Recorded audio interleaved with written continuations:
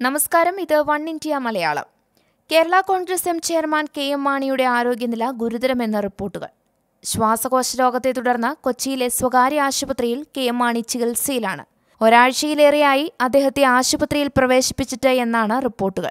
നിലവിൽ അദ്ദേഹത്തെ തീവ്രപരിചരണ വിഭാഗത്തിൽ പ്രവേശിപ്പിച്ചിരിക്കുകയാണ്. വിദഗ്ധരായ ഡോക്ടർമാരുടെ സംഘമാണ് കെ.എം. മാണിയെ ചികിത്സിക്കുന്നത്. അതിനിടെ കെ.എം. മാണിയുടെ ആരോഗ്യനില സംബന്ധിച്ച് ആശുപത്രി അധികൃതർ മെഡിക്കൽ ബുള്ളറ്റിൻ പുറത്തിറക്കിയിട്ടുണ്ട്. കെ.എം. മാണിയുടെ ആരോഗ്യസ്ഥിതി സംബന്ധിച്ച് ആശങ്കപ്പെടേണ്ട സാഹചര്യമില്ലെന്ന് മെഡിക്കൽ ബുള്ളറ്റിനിൽ വ്യക്തമാക്കുന്നു.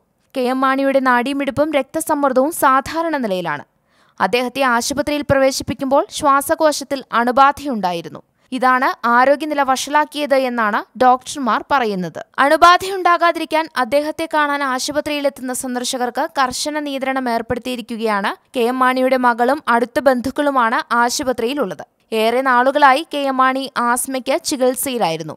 കോട്ടയത്ത് ഏറെ നാൾ നീണ്ടുനിന്ന അനിശ്ചിതത്വത്തിനും പാർട്ടിക്കുള്ളിലെ പടലപ്പിണക്കങ്ങൾക്കുമൊടുവിൽ തോമസ് ചാഴിക്കാടനെ സ്ഥാനാർത്ഥിയായി പ്രഖ്യാപിച്ചതിന് പിന്നാലെയാണ് മാണിയെ ആശുപത്രിയിൽ പ്രവേശിപ്പിച്ചത്. അതുകൊണ്ടുതന്നെ അദ്ദേഹത്തിന് തിരഞ്ഞെടുപ്പ് പ്രചാരണ പരിപാടികളിലൊന്നും ഇതുവരെ പങ്കെടുക്കാൻ സാധിച്ചിട്ടില്ല. കൂടുതൽ വാർത്തകൾക്കായി വൺ ഇന്ത്യ മലയാളം സന്ദർശിക്കൂ.